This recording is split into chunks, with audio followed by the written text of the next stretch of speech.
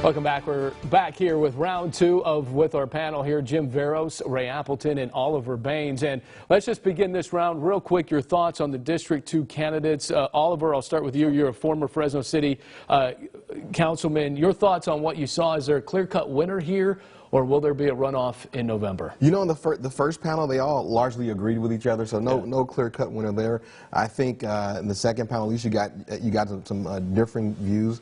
Still no clear-cut winner. I thought all of them did well, and I really wish them the best. So not one will get a 51%er?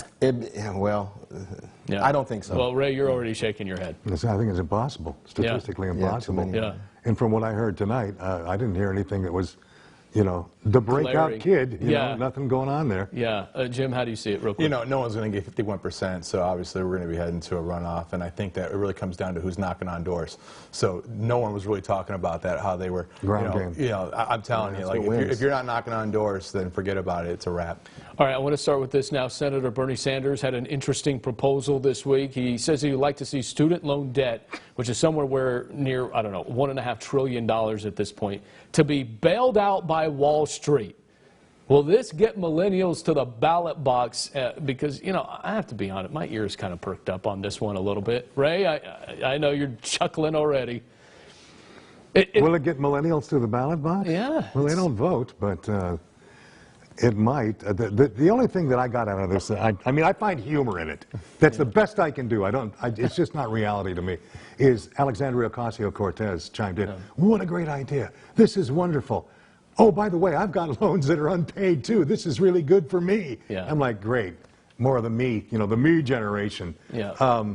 But I don't think it's going to move people to vote on that issue. Right. Can Wall Street really bail out student loan debt? Can I roll my mortgage into a student loan? Because that would really help me out. So if you can start doing that, I'm all for it. That's creative thinking. We're going to do business here. Well, where's it stop, right? Yeah. So, no, they can't. Obviously, what was it, $1.6, $1.8 trillion? It continues to go up. My student loan's in there, too. So, I mean, but still, Oliver, this is interesting, though, right? I mean, yeah, absolutely. I mean, it may not happen, but it's a pipe dream, I guess, for a lot of people. But could, you know, because people do vote with their pocketbook. Yeah, they do, and you know, so I'm gonna be the contrary person on this panel, obviously, on this issue. I think it's a serious proposal that should be examined. I mean, listen, we are one of the few first world countries that don't offer a public education for a public finance for higher education, and we should.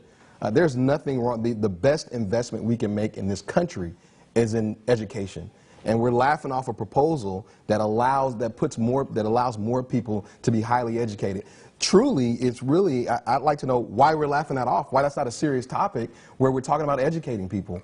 I mean, so I don't think people appreciate an education unless they have skin in the game. I mean, that's just how we are in America. In other countries, they're conditioned to get that giveaway, which is fine.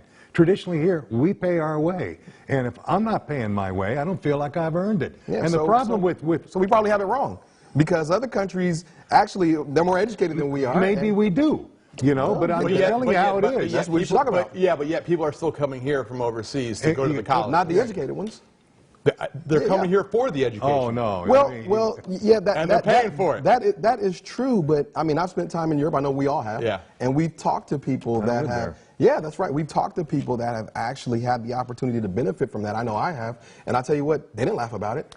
And they took it seriously, and they were appreciative of the fact that they had the opportunity of higher education. The fact that we aren't debating this in this country seriously is actually the shame. One more thing on the loans, though. Pulling the plug on the loans.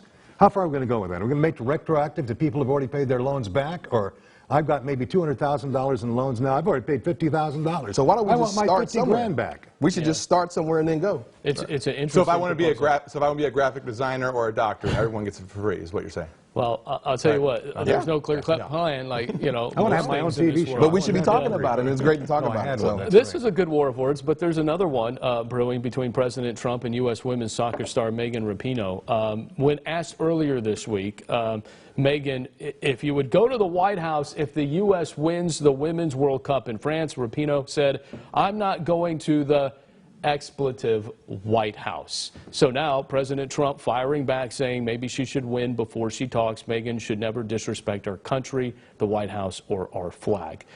How do you see this, Oliver? I mean, obviously it's it almost seems like the Colin Kaepernick situation here. Well, let me say that there really, in my opinion, there's no room for incivility in the public discussion. So she was wrong for saying that. Obviously, she spoke what her feelings are, but I don't condone that. Now, in saying that, President Trump has caused a tone in this country that allows that to ferment, and that's the real shame. Is that we have a public dialogue that has degraded to the point to where people feel it's okay to say that about the White House. There was a point where you should have been, honored to go to the White House, but we're not there anymore. It doesn't seem like that. Ray, how do you see this? Could this hurt the U.S. women's soccer team moving forward? Well, only in cred and image possibly, but I mean, I agree with Oliver. There was a time when you honored the office, and I guess I'm old school. I was never a fan of Barack Obama, but if the president at the time, Barack Obama, invited me to the White House for whatever reason, I would be honored, I would go, and I would thank my lucky stars that I had the pleasure to do that.